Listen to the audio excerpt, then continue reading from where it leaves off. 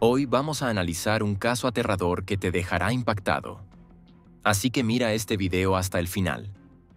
Junto con el cuerpo se encontraron las joyas que Christie llevaba el día de su desaparición. Una pulsera delgada y unos aretes. Se hallaron rastros de impacto traumático en el cráneo. En particular, se registraron fisuras en la zona del hueso temporal izquierdo, características de un golpe con un objeto contundente. Los peritos forenses llegaron a la conclusión de que la lesión fue recibida en vida. Se encontraron signos de presión en la región cervical, daños en los huesos de la laringe, típicos de una estrangulación con las manos o de una compresión del cuello. Asimismo, se hallaron rastros de fracturas en las costillas, que pudieron haberse producido tanto durante la lucha como resultado de un entierro forzado, pero los expertos señalaron que su naturaleza no excluye su origen en vida. Queridos espectadores, tenemos las mejores historias de crímenes en nuestro canal. Para no perdérselas, asegúrense de suscribirse y, por favor, denle me gusta al video. En el corazón de Silicon Valley, entre las ruidosas autopistas y los relucientes edificios corporativos, nació y creció una joven llamada Christie Lynn Wilson. Nació el 1 de octubre de 1977 en San José, California, en una familia que valoraba la honestidad, la perseverancia y la ayuda mutua. Los padres de Christie, Debbie Boyd y Michael Wilson, trataron desde la infancia de darle a su hija no solo todo lo necesario, sino también aquello que no se podía comprar: confianza en sí misma, sentido de la justicia y la capacidad de seguir su propio camino a pesar de las circunstancias. Aunque el matrimonio de sus padres no duró para siempre, Christie mantuvo una relación cercana tanto con su madre como con su padre, obteniendo fuerza y lecciones de diferentes facetas de su carácter. Desde temprana edad, Christie se mostró como una persona enérgica, brillante e independiente. Sus maestros destacaban su mente vivaz, sus cualidades de liderazgo y su disciplina interior, poco comunes en los adolescentes. Pero nunca perdió su amabilidad. Quienes conocieron a Christie personalmente la recordaban como aquella que sería la primera en notar si alguien se sentía solo y se acercaría simplemente para conversar. Tenía una habilidad poco común de estar a tu lado tanto en la alegría como en la adversidad, una cualidad que la convertiría en una amiga y colega indispensable. Después de graduarse de la escuela secundaria, Christie decidió avanzar. Se matriculó en la Universidad Politécnica Estatal de California en San Luis Obispo, donde obtuvo un título en comunicaciones. Su elección de carrera fue natural. Christie sabía hablar, escuchar, analizar y transmitir pensamientos de una manera que resonaba. Mientras estudiaba, ganaba dinero extra ofreciendo su tiempo como voluntaria, ayudando en organizaciones locales y siempre buscando ser útil. Tras graduarse, regresó al norte de California, donde comenzó a construir una carrera en la administración de negocios, trabajando para compañías como Adobe Systems y otras corporaciones que dominan el panorama tecnológico de la región. A pesar de su apretada agenda, Christie nunca perdió su entusiasmo por la vida. Sus amigos y familiares la recuerdan como una corredora entusiasta, aficionada al yoga, lectora de clásicos y alguien capaz de discutir con el mismo interés tanto ideas filosóficas como bromas de comedias televisivas. No era una persona de extremos, sino más bien alguien que buscaba equilibrio entre su carrera y su vida personal, entre el deseo de éxito y la capacidad de disfrutar de los momentos sencillos. Había amor en su vida, no ruidoso, no invasivo, sino cálido y genuino. Christie mantenía una relación seria con un joven llamado Danny, con quien compartía planes de futuro, que incluían una posible mudanza, cambios de carrera y tal vez una familia. Pero junto con los logros también llegaron las dificultades. Christie perdió su trabajo. Fue un golpe duro para ella, pero no se permitió caer en el desánimo. Al contrario, empezó a buscar activamente nuevas oportunidades. Tenía programada una entrevista importante en San Francisco, una oportunidad de comenzar un nuevo capítulo en su vida. Creía que todo saldría bien, que las dificultades eran temporales y que sin duda habría luz por delante. Christie heredó esa fuerza interior. la capacidad de avanzar incluso cuando todo parecía derrumbarse, de su madre, quien había atravesado giros difíciles en la vida y siempre enseñó a su hija a ser resiliente y a creer en sí misma. La familia era un verdadero apoyo para Christy. Tenía una relación especialmente cercana con su madre, Debbie. Podían hablar por horas al teléfono, discutiendo desde trivialidades cotidianas hasta planes para el futuro. Christy no ocultaba sus sentimientos, compartía abiertamente sus preocupaciones, alegrías y sueños. Era ese amor, que ni siquiera la oscuridad podía apagar, lo que se convertiría en la fuerza motriz en la lucha por la verdad. Muchos recordaban a Christy como una mujer que sabía encontrar un lenguaje común con todo tipo de personas. Era aquella que no temía decir la verdad, pero lo hacía con respeto. La que sabía brindar apoyo sin pedir nada a cambio. Y la que siempre encontraba una manera de inspirar a otros a ser mejores. Sus colegas decían que podían sentir una energía a su alrededor en el trabajo, no nerviosa ni agresiva, sino tranquila y segura, como si supiera que cualquier proyecto que surgiera podría resolverse si se trabajaba con atención, honestidad y en equipo. El 4 de octubre de 2005 comenzó para Christy Wilson como uno de esos días ordinarios, sin importancia, que solemos olvidar. Su vida estaba llena de planes, esperanzas y metas. Se estaba preparando para una entrevista importante que tendría lugar al día siguiente en San Francisco, y la veía como una oportunidad para iniciar un nuevo capítulo, quizás con una nueva compañía, con las perspectivas que tan merecidamente buscaba. Tras semanas de búsqueda de empleo y de estrés interno, decidió permitirse un pequeño descanso, y eligió el casino Thunder Valley, un lugar popular cerca de Lincoln, en el condado de Placer. Fue una decisión espontánea, una forma de relajarse un poco antes del gran día. Christy planeaba pasar no más de un par de horas allí, jugar al blackjack, tomar una copa de vino, cambiar de ambiente. Para ella, como para muchos otros que visitaban el lugar esa noche, el casino no era un sitio de riesgo, sino más bien un ritual de distracción. Una breve pausa en una vida en la que todo estaba subordinado a la rutina y la ansiedad. Alrededor de las 6 de la tarde, Christy salió de San José. Iba conduciendo sola en su coche, vestida con buen gusto, como siempre. Jeans y una blusa negra, no llamativa, pero elegante. Su teléfono estaba sobre el asiento a su lado, conectado, con la música sonando suavemente. Alrededor de las 8 de la noche, las cámaras de seguridad registraron a Christy entrando al casino. Caminó hacia la sala de juegos, saludando al personal que ya conocía, pues aunque no era una clienta frecuente, sí era regular. Al cabo de un rato, se sentó en la mesa de blackjack. Durante las siguientes horas, jugó activamente, conversó, sonrió.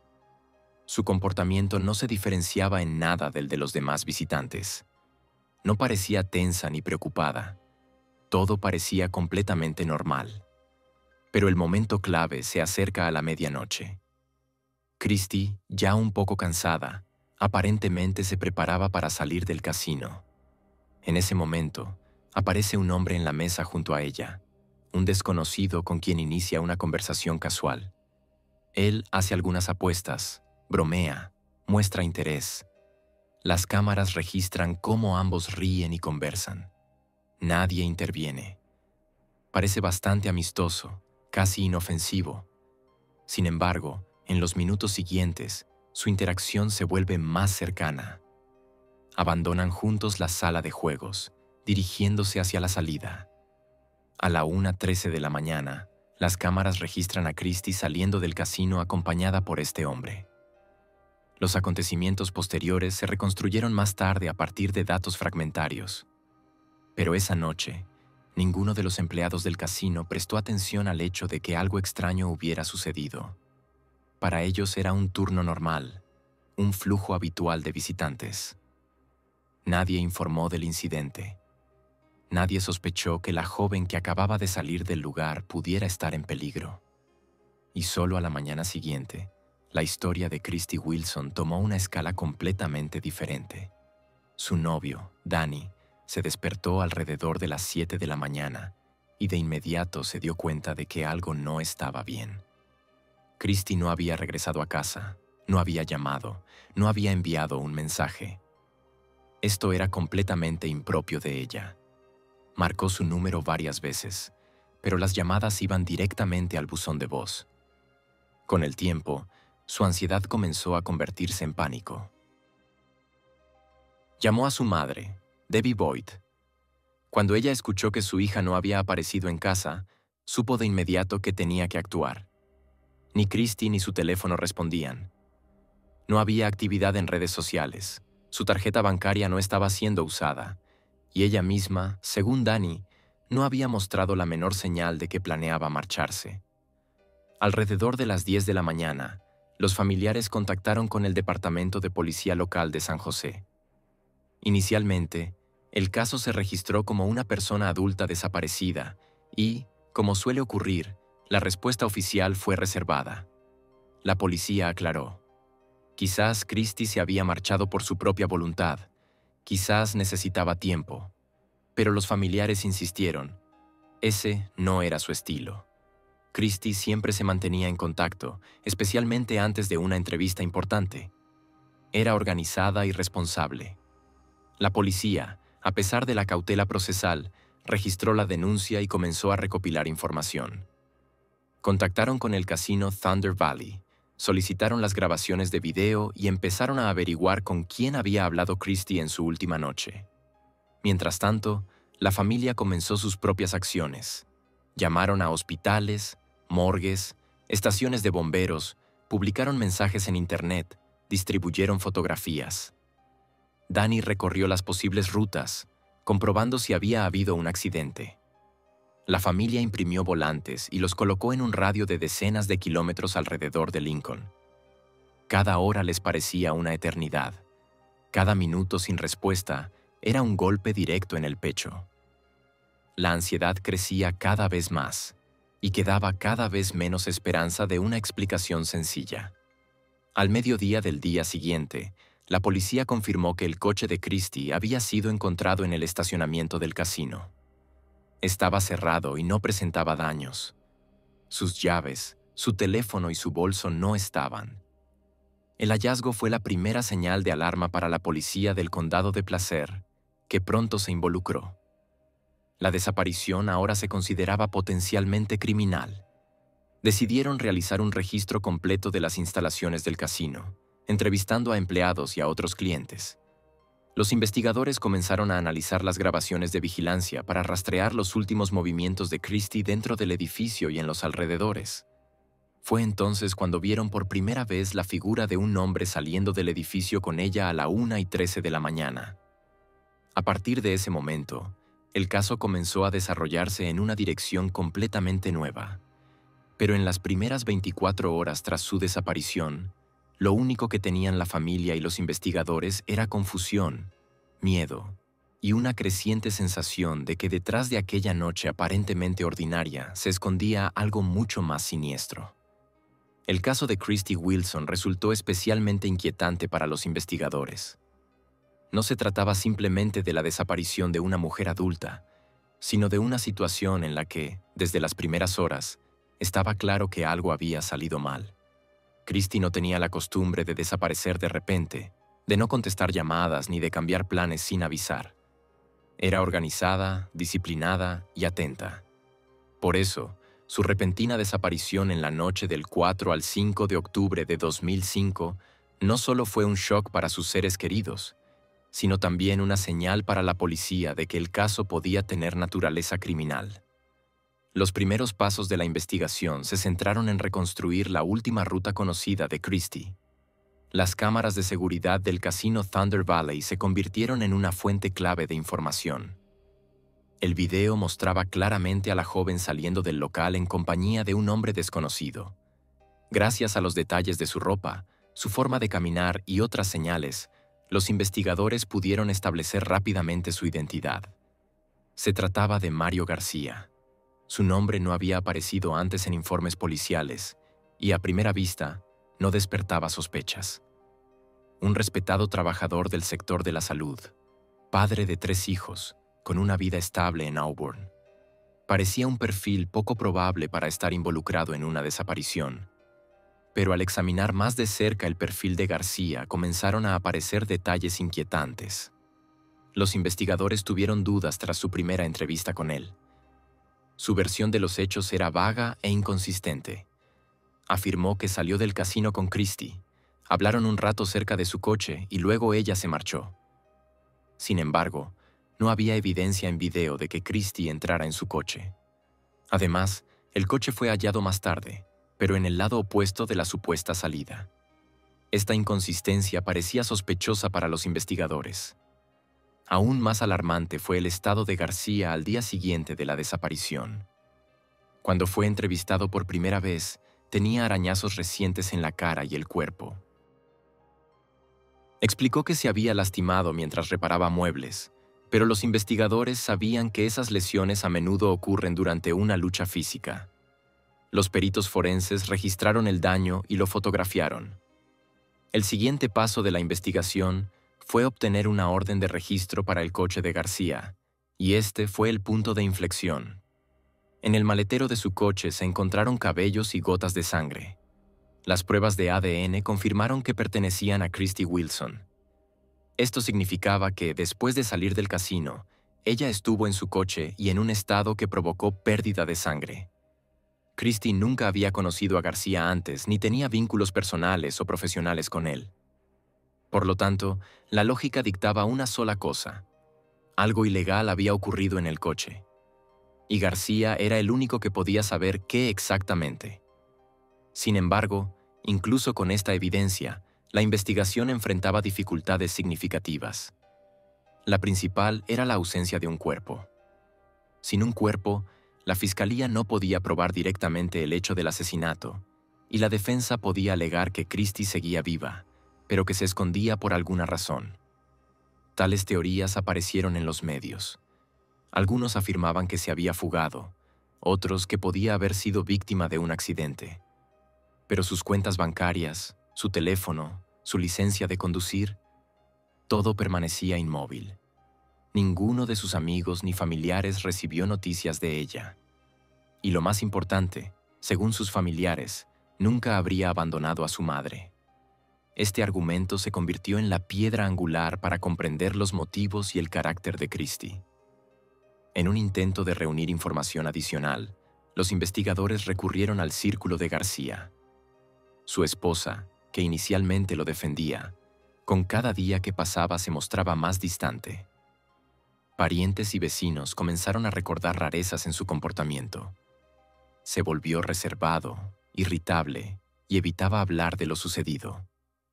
Algunos recordaron que en la noche de la desaparición de Christie, las luces de su casa estuvieron encendidas hasta altas horas de la madrugada y que por la mañana se le veía cansado y tenso. Uno de los vecinos informó haberlo oído cavando algo en el patio trasero, aunque normalmente no hacía eso. Pero en ese momento, esa información no parecía lo suficientemente concreta. La investigación, a pesar de la ausencia de un cuerpo, no se detuvo. La policía realizó numerosas búsquedas, incluso en la propiedad de García y en áreas boscosas cercanas, pero todas fueron infructuosas. Utilizaron perros rastreadores, helicópteros e incluso voluntarios, pero las huellas de Christie parecían desvanecerse. La madre de la joven, Debbie Boyd, no se rindió. Aparecía regularmente en los medios, organizaba eventos en memoria de su hija e incluso realizaba su propia investigación, recopilando información inaccesible para la policía. Fue su perseverancia la que impidió que el caso desapareciera de la atención pública. Para 2006, los investigadores habían reunido suficiente evidencia para acusar a Mario García de asesinato en primer grado, a pesar de la ausencia de un cuerpo. Esta decisión no fue fácil. El jurado debía creer en la culpabilidad sin un elemento clave, sin una víctima. Pero los exámenes detallados, las inconsistencias en las historias de García, su comportamiento tras la desaparición y las pruebas de ADN lo convirtieron en el principal y único sospechoso. Los investigadores construyeron una cadena de evidencias basada en datos circunstanciales pero convincentes. Creían que incluso si no se encontraba un cuerpo, eso no significaba que el crimen no hubiera ocurrido. Y García era la persona que sabía qué había sucedido esa noche. Sin embargo, la cercanía de la familia García, la protección legal y la falta de testigos directos no permitieron que el caso llegara a una conclusión rápida. Se necesitaron meses para que la investigación realizara todos los peritajes, preparara los materiales y construyera un caso que resistiera la presión de la defensa. Se creó un equipo de fiscales especializados en casos sin cuerpo y fue su experiencia lo que llevó el caso a juicio. Pero la historia de la investigación de Christy Wilson dio un nuevo giro casi 15 años después. En 2020, uno de los hijos de García, ya adulto, recordó detalles de aquella noche que antes había ignorado. Cómo su padre le dijo a él y a su hermano que no salieran de la habitación. Cómo escuchó cavar afuera de la ventana. Cómo el patio trasero se veía diferente a la mañana siguiente. Esta información obligó a la policía a regresar a la propiedad de García, que desde entonces había cambiado de dueño. Utilizando radar de penetración terrestre, se registraron alteraciones en el suelo. El 16 de agosto de 2020 comenzaron las excavaciones. La tierra fue removida en capas, con cuidado, manualmente, para no dañar posibles pruebas. En 1 hora y media, un equipo de investigadores descubrió restos humanos a una profundidad de aproximadamente 1 metro. Todo indicaba que el cuerpo había permanecido bajo tierra durante más de 1 año. Estaba envuelto en tela, parcialmente descompuesto, pero conservando rasgos clave necesarios para la identificación. Se recuperaron huesos, fragmentos de ropa y material que podía preservar ADN. Y fue entonces, 14 años, 10 meses y 21 días después de su desaparición, cuando se encontró el cuerpo de Christy Wilson. Los restos fueron enterrados de manera poco profunda, junto a las raíces de un árbol viejo. Con el cuerpo se hallaron las joyas que Christy llevaba el día en que desapareció, una pulsera delgada y unos aretes. Estos objetos confirmaron la identidad antes de que se completaran las pruebas de laboratorio. El examen forense duró varias semanas. La tarea principal no era solo establecer la identidad, sino también determinar la causa de la muerte, la naturaleza de las lesiones y las posibles circunstancias del asesinato. El examen del esqueleto permitió destacar puntos clave. Se encontraron rastros de impacto traumático en el cráneo. En particular, se registraron fisuras características de un golpe contundente en el área del hueso temporal izquierdo. Los peritos forenses llegaron a la conclusión de que la lesión se había producido en vida y que podría haber sido la causa de la muerte o una de ellas. Se encontraron signos de presión en la región cervical, daños en los huesos de la laringe, típicos de estrangulación manual o compresión del cuello. Estos signos no siempre permanecen después del entierro, pero en este caso eran lo suficientemente marcados como para ser registrados oficialmente. También en las costillas había rastros de fracturas que pudieron haberse producido tanto durante la lucha como resultado de un entierro forzado. Pero los expertos señalaron que su naturaleza no excluía su origen en vida. En conjunto, esto llevó a la conclusión de que Christy Wilson murió a causa de violencia, muy probablemente como resultado de un traumatismo contundente en la cabeza y/o estrangulamiento. Los expertos señalaron que no se trataba de una lesión accidental, sino de un acto cometido con fuerza y con la intención de causar un daño fatal. Además, no se encontraron signos que indicaran suicidio o accidente. La ropa recuperada con los restos coincidía con la descripción dada por la madre de Christy en los primeros días tras su desaparición. Esto también confirmó que el cuerpo no había sido trasladado. Fue enterrado de inmediato en el lugar donde se encontró años más tarde. La tela descubierta y el suelo alrededor del cuerpo fueron enviados a análisis químicos. De manera notable, el suelo contenía micropartículas que coincidían con la composición de los materiales previamente encontrados en el maletero del coche de García. Esto vinculó técnicamente el lugar de enterramiento con el transporte del cuerpo en su automóvil, lo cual desempeñó un papel clave en la consolidación legal de las pruebas. Uno de los hechos más asombrosos fue que el cuerpo había permanecido a solo unos metros de las ventanas de la casa donde vivían sus hijos. Todos esos años. bajo una capa de tierra, bajo arbustos, a la sombra de un árbol, junto al cual los niños habían jugado, se habían celebrado fiestas, había pasado una cortadora de césped. Más tarde, los psicólogos forenses lo llamarían uno de los elementos más siniestros del caso. La constatación de cuán cuidadosamente el asesino había ocultado la muerte en medio de la vida cotidiana. Para los investigadores, los resultados del examen fueron el último eslabón faltante que cerraría el caso para siempre. Probaron. Christy Wilson había sido asesinada. Asesinada con fuerza, con intención, y luego su cuerpo fue ocultado. Su madre, Debbie Boyd, dijo en voz baja pero firme: «Ahora sé dónde está mi hija. Ya no está en el limbo». Este hallazgo marcó el final de la investigación, pero no el final de la historia. Quedaba por delante un juicio. Y aunque finalmente se había encontrado el cuerpo, las respuestas ¿por qué?, ¿cómo?, ¿para qué?, seguían siendo tan terriblemente inciertas como el primer día. En este punto, la Fiscalía adquirió un nuevo impulso. El hallazgo del cuerpo de Christy fue un eslabón clave que fortaleció la base probatoria existente. La Fiscalía tenía lo que había faltado desde 2005. La confirmación directa de que Christy estaba muerta y de que su muerte no había sido accidental. Esto puso fin a las especulaciones sobre si podría haberse marchado voluntariamente. Ahora, los fiscales se preparaban para reabrir el caso en su totalidad, con pruebas físicas corroboradas. El juicio se llevaba a cabo en el condado de Placer. Para este momento, Mario García ya estaba cumpliendo su condena, habiendo sido declarado culpable del asesinato de Christy en 2006 sobre la base de pruebas circunstanciales.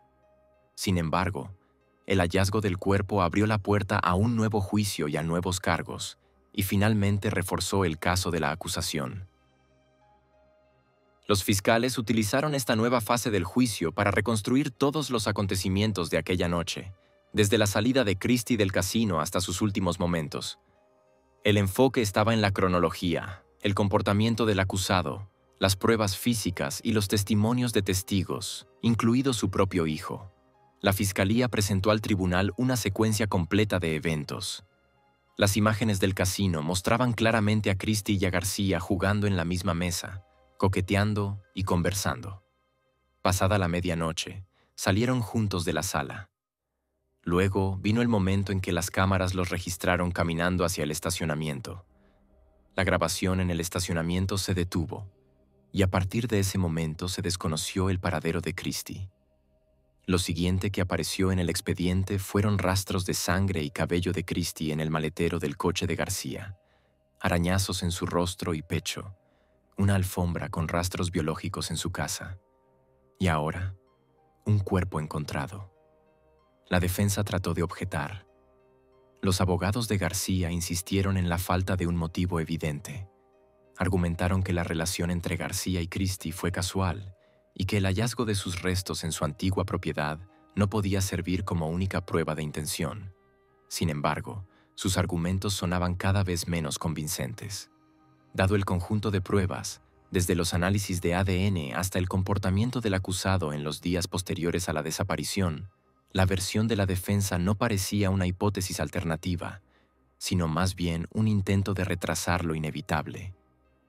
Mario García no admitió su culpabilidad ni durante la investigación ni en el juicio. Él negó cualquier participación en la desaparición y muerte de Christy Wilson durante todo el juicio, desde 2005 hasta el final. Su defensa se basaba en el hecho de que supuestamente se separó de Christy en el estacionamiento del casino y no sabía qué le había ocurrido después.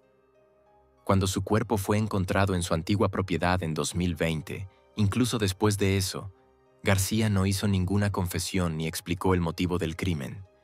En cuanto al posible motivo, la investigación y la Fiscalía presentaron la siguiente versión. García, estando casado y siendo padre de 3 hijos, conoció a Christy esa noche en el casino. Coqueteó con ella, posiblemente intentando convencerla de tener relaciones sexuales. Pero cuando ella, con toda probabilidad, se negó o mostró descontento con su comportamiento, esto provocó en él un estallido de agresión. Existen indicios circunstanciales de que hubo una pelea entre ellos, posiblemente en el coche. Rastros de arañazos en su rostro y pecho, sangre en el maletero, cabello de Christie en el coche y su cuerpo, que más tarde fue hallado enterrado en su propiedad. Todo esto confirmaba que el conflicto terminó en un violento asesinato cometido bajo un extremo estrés emocional. La madre de Christie, Debbie, estaba nuevamente en la sala del tribunal. Todo lo que había vivido durante esos años, noches sin dormir, búsquedas, presión mediática, conversaciones con periodistas, grupos de voluntarios, el peso de la decepción, se concentraba en esos días del juicio. Escuchó los testimonios de los expertos, miró las fotografías de las pruebas, se encontró con la mirada del hombre al que consideraba responsable de la muerte de su hija. Y aunque el cuerpo fue hallado y la verdad parecía triunfar, para ella no fue un triunfo, sino el final de una larga y agotadora lucha. El jurado deliberó brevemente. Por una abrumadora mayoría, declararon culpable a Mario García. El juez dictaminó que la sentencia final sería cadena perpetua sin posibilidad de libertad condicional. Esa decisión significaba que García nunca volvería a salir libre. Unos meses después del veredicto, murió en prisión por complicaciones de una neumonía causada por COVID-19. Para la familia de Christie, aquel día no fue una celebración. Fue un día de silencio. Un día para finalmente dejar de buscar, dejar de dudar, dejar de preguntar. Christie había regresado a casa. Y aunque su vida fue brutalmente interrumpida, su memoria permaneció en las personas que se negaron a dejar que su historia desapareciera, en la madre que se negó a rendirse y en la justicia que, a pesar de los años de silencio, finalmente se cumplió.